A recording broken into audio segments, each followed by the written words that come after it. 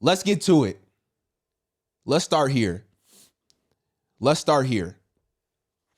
Let's start here. Oh, hold on. That's not the transition I was looking for. Hold on. Let me go back. I gotta change the transition. That's not the one I like. That's not the one I like. You know what? Hold on. Jesus, thank you so much for this incredible day. Just thank you for everyone who's listening. I pray that you be with them right now. Remind them that you have always been with them. Remind them that you have always been good and that you will always continue to be good. I pray that if there's anybody who is struggling in any way, shape, or form, that you remind them that you are the ultimate comforter, that you can heal anything that they are going through. I pray that you give us boldness to speak out the truth in your name, Jesus. And I pray that you just bless us, bless our families so that we can be a blessing. In Jesus' name, amen. So at church, I promise, hold on. We're going to get to this in a second. This is the Joy Taylor stuff. But at church, real quick, we're talking about fasting. So my pastor was talking about doing like a 21-day fast to open up the year. And one thing that he said that is very profound that stuck with me is when it comes to fasting, oftentimes, not all the time, but oftentimes, people like to focus on what they're removing, right?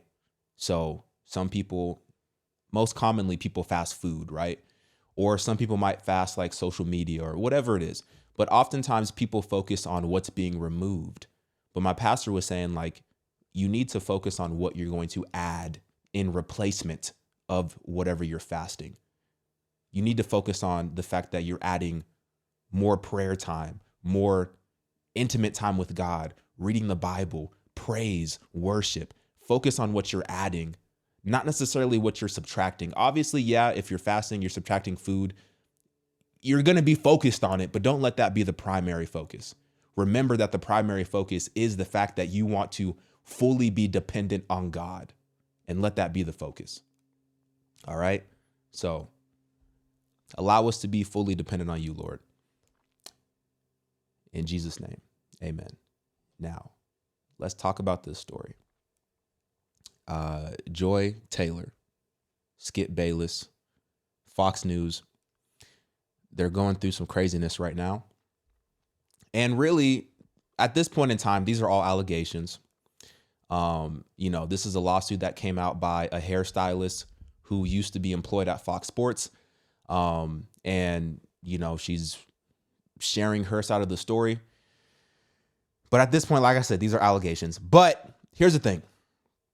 When I hear stories like this, I can't help but be reminded at legacy media, the mainstream media, for years, for decades,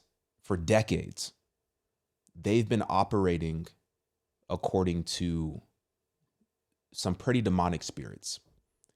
And it has been the foundation of the media. There's countless stories that have come out.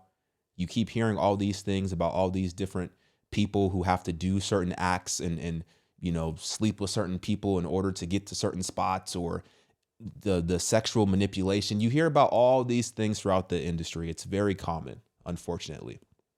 And this is just another reminder that, these things are still prevalent. Now, as I said, these are just allegations, but nonetheless, they are very interesting allegations. So I'm gonna play this video. This is from a lady from TikTok. I'm not a lawyer, and she basically went through the whole, the lawsuit. And I'm gonna go back and I'm gonna go through the whole lawsuit myself as well. I didn't have time to today because this just popped up. But I think she did a pretty good job of kind of encapsulating kind of what's going on. So let's get into it. A former Fox hairstylist is suing Fox, Fox Sports, Fox Sports 1, Fox Sports 2, Charlie Dixon, who is the head of content for Fox Sports 1, Skip Bayless, and Fox Sports 1 host Joy Taylor, And child, I'm not a lawyer, but I read all 42 pages of this lawsuit, so let me give you the recap. Let me start off by saying that this is a two-part lawsuit. Nushin Faraji, who is the woman that's suing, has filed a class action lawsuit on behalf of her and other hourly employees. And then she's also filed an individual lawsuit on behalf of herself, claiming battery, hostile work environment based on gender, race, and disability. She's claiming retaliation, wrongful termination, and some other stuff. Here we go. So I'm going to call her Faraji because I don't know if I'm pronouncing her first name right, so just go with it. So Faraji says that she started working with Fox in 2012 and then was hired full-time in 2016. Starting off with defendant Joy Taylor, Faraji says she meets Joy Taylor in 2016, and at that time, Joy was working on an as-needed basis for Fox. She was married but had recently relocated from Miami to Los Angeles, but her husband was still in Miami, where she came from. Faraji says that in May of 2016, she goes to meet Joy for drinks, and when she gets there, a man named Charlie Dixon, who is a defendant and, like I said, is the head of content for Fox Sports 1, is also there. Faraji didn't know who he was, but he was buying drinks and food. After that first night, Faraji says anytime she would go to meet Joy for anything, Charlie Dixon would either come with Joy or he would come later and leave with Joy. The lawsuit says, quote, Faraji suspected that the pair were sleeping with each other, and although this concerned Miss Faraji as she knew Miss Taylor was recently married, Miss Faraji kept her opinions to herself. Keeping your opinions to yourself and then filing this lawsuit with this information in it doesn't all the way feel like keeping your opinions to yourself. The suit goes on to say that Faraji continued to be friends with Miss Taylor, but tried to distance herself as she considered the situation dangerous as well as morally wrong, as Miss Taylor and Mr. Dixon were both married. In July of 2016, the lawsuit says people around the office start hearing about a new show that's going to be launching called Undisputed. The show was going to co-star Skip Bayless, Shannon Sharpe, and execs wanted a woman with significant TV experience to also star on the show. So Faraji says it was a surprise when Fox announced that Joy Taylor was the woman who got the job, considering that Joy previously was, quote, a bartender and Miami radio host with very little TV experience. Faraji is giving shade, ain't she? Now, Faraji says that Skip Bayless told her at one point that he didn't even want Joy Taylor on the show, but Charlie Dixon was adamant about it and eventually asked him to just do it as a favor to him. A few months after all of this, Faraji says she goes to dinner with Joy, Joy's husband, Charlie Dixon, and Charlie's wife. And during that dinner, quote, Miss Taylor's husband became suspicious that Miss Taylor and Mr. Dixon were having a relationship. Soon after the dinner, Miss Taylor's husband found evidence of the inappropriate relationship and decided to divorce Miss Taylor. Fast forward a bit to January of 2017, Faraji says that she was at a rooftop restaurant celebrating Joy Taylor's birthday when Mr. Charlie Dixon approaches her. The lawsuit says that he asked the bartender for a drink and then he places his arm on Faraji's lower back. He asked her how she was doing, if she was having fun, and if she wanted a tequila shot. He then, according to the lawsuit, lowered his hand and started rubbing her body and grabbing her behind. Faraji says that she told Joy Taylor about what happened, but to her surprise, Joy's response was, quote, get over it, and that Dixon could make both of them lose their jobs. So from there, Faraji decides to tell another coworker. And the lawsuit says while that coworker agreed that Charlie Dixon was disgusting, the person also said that the behavior wasn't shocking given Fox's culture and that Faraji should just keep quiet if she wants to keep her job. The lawsuit says a few years into working at Fox, Faraji went to lunch with another one of her coworkers, and at that lunch, the woman tells her that she's no longer going to be working with Fox because Charlie Dixon told her in order to renew her contract, she needed to engage with him. The woman declined, and according to her, she was now parting ways with the company. Following that lunch, Faraji calls Joy Taylor to report what she learned at lunch, and according to her, Joy says no one gives a blank about that coworker. Now, in addition to what's claimed about Charles Dixon and Joy Taylor, Faraji also has some claims about Skip Bayless. Faraji was hired to give Skip Bayless haircuts once a week for Undisputed, and at first these appointments were fine. But eventually he, quote, began finding excuses to touch her. He would give her lingering hugs after each haircut, putting his body against her own, pressing against her, and he even began kissing her on her cheeks. In the summer of 2017, while Miss Faraji was giving Skip Bayless a haircut, he told her that she was, quote, voluptuous. Now, Faraji, whose first language is in English, asked him what voluptuous meant, and he said she should figure it out. Eventually, she does, and she says she was mortified. Faraji says that she decided to keep quiet about all of this because she was a single mom and needed the job to care for her and her son. In an incident from 2021, Faraji says that she told Skip about some medical issues she was having, but instead of him being compassionate, Faraji says that he told her he wanted to be with her and then allegedly grabbed her hands, began kissing them, and offered her $1.5 million to engage with him. Okay. What does that mean exactly? $1.5 million?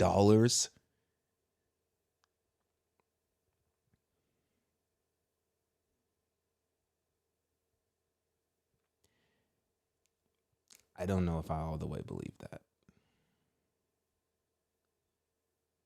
But let's continue. 1 week after the $1.5 million offer, Faraji says Skip tries her again. And this time Faraji tells him, quote, "Skip, stop, you have a wife." To which Skip responded, quote, "Aren't you Muslim? Doesn't your dad have 3 to 4 wives?" Aren't you what? Wait. So she says Skip was trying to sleep with her, offer her 1.5 M. She declines. He says, "Aren't you Muslim? Doesn't your dad have 3 to 4 wives?" Then Faraji responded that her dad was dead. In April of 2022, the lawsuit says that Faraji walked over to Skip's fitting room on set.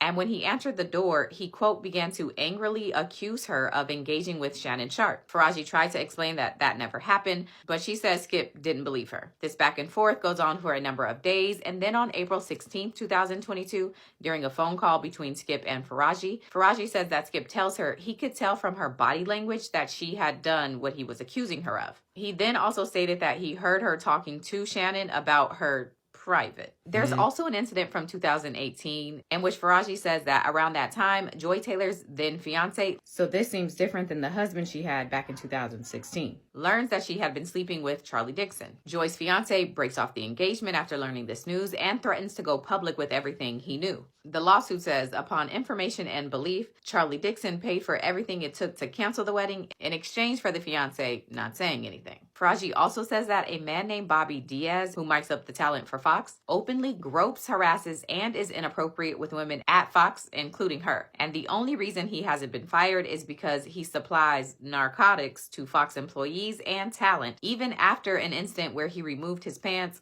on live camera. What's going on over at Fox? In February of 2020, Faraji says she meets Joy for lunch, and when she gets there, Emmanuel Acho was also there. Faraji didn't know who he was, but she says, quote, she could tell that the two were romantically involved. Faraji says she tells Joy Taylor that she probably shouldn't be sleeping with Emmanuel and Charles Dixon because Dixon is a very powerful man who might get angry. But Joy allegedly responded saying she is also very powerful, and once Charles Dixon was no longer useful to her, she would just tell the company that he forced himself on her.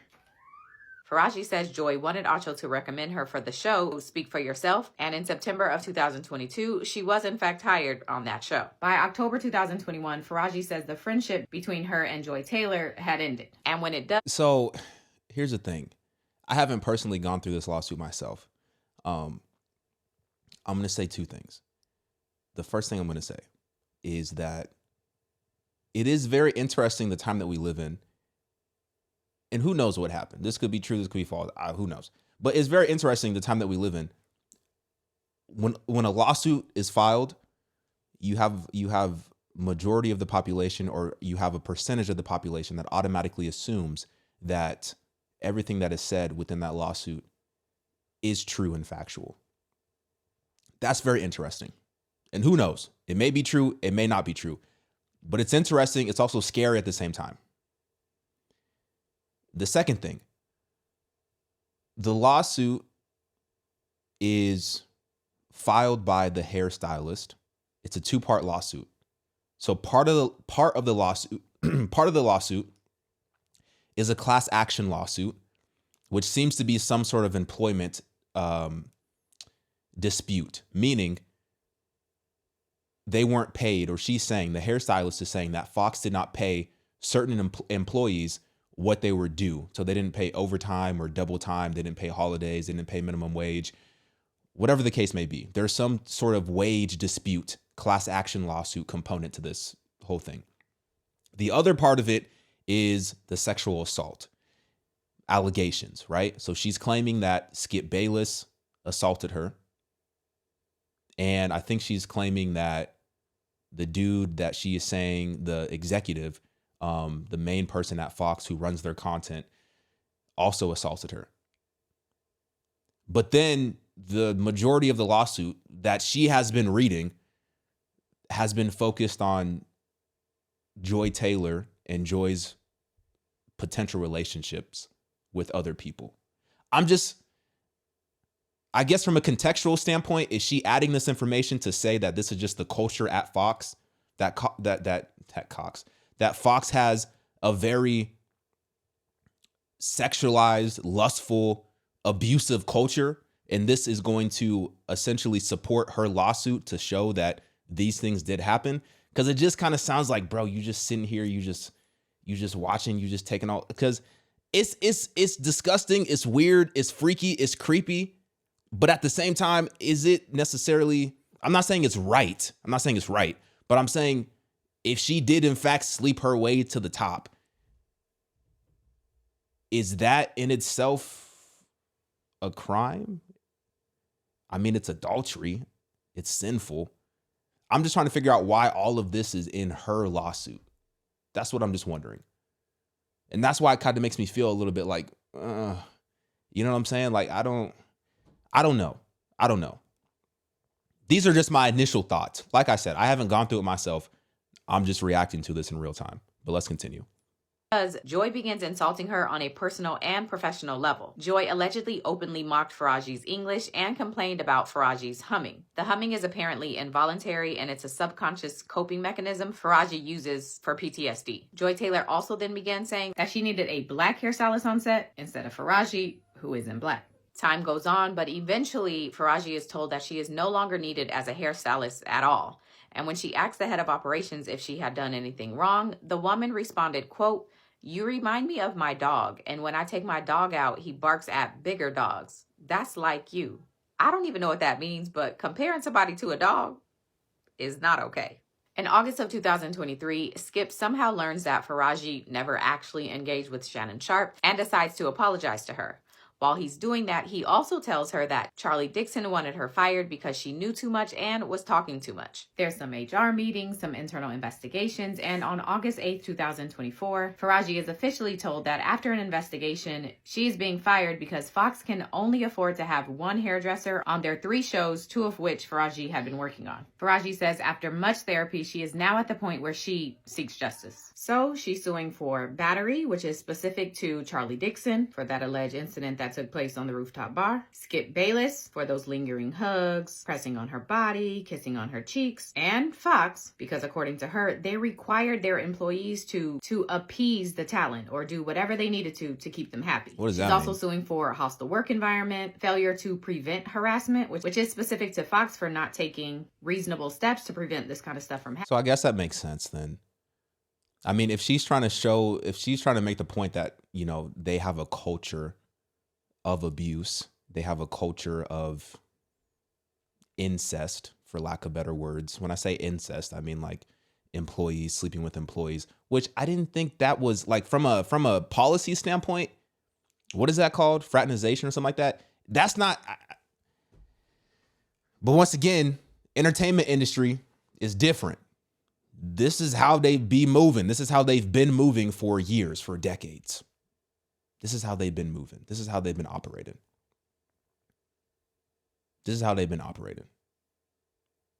I wonder because, I mean, all these people are very public.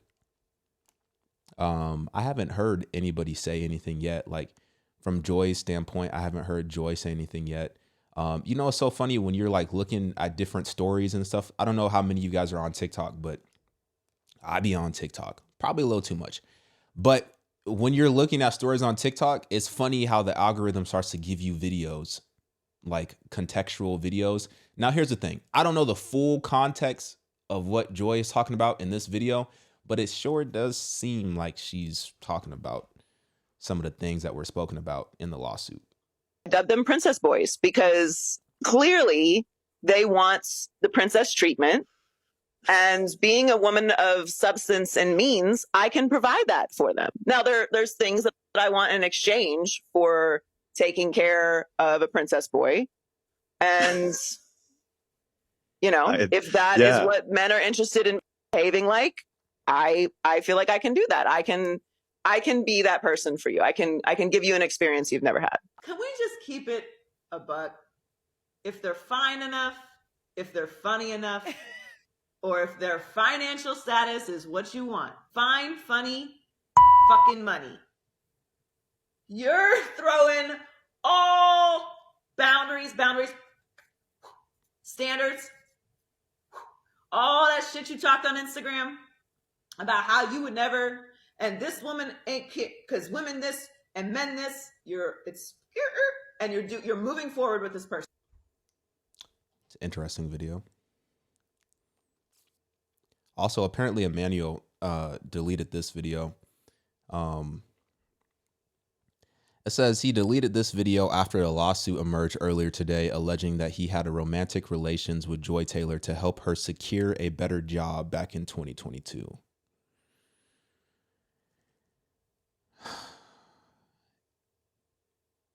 Let me play the video, then I'll say what I'm going to say. Just got done with rehearsal for the new show Speak, and I got to take a moment to shout out my co-host Joy Taylor. A woman, a black woman, daily show, sports. Do you all realize how hard it is to get into the position that she is in? So often there's misogyny and sexism running rampant in sports, and we don't even care what women have to say in sports. But Joy is not only in the position on television as a woman, as a black woman, but as an opinionist. So not just asking men what they think, but providing her own unique and distinct insight. It's hard to do, and Joy, you have done it. So congratulations. Looking forward to working with you, and hope y'all tune in 4:30 to 6 Eastern every day starting next week. I don't know, man. I hope that none of that is true, but it wouldn't surprise me if it's true. I hope it's not true. It wouldn't surprise me if it's true. And the crazy part is, like, I don't understand these people, man. We all have the ability. Now, granted, it's a lot more difficult, but we all have the ability to build our own platform. We have the tools at our disposal to build our own platform. You don't really need too much. You don't need anything super fancy. Like, you can start with your phone, take out your phone, talk about your opinions on your phone, post it on TikTok, post it on Instagram, post it wherever you want to post it on YouTube. If you're consistent, if you're putting in the work, those could, eventually start to get some traction, and that could snowball and that could turn into a substantial platform.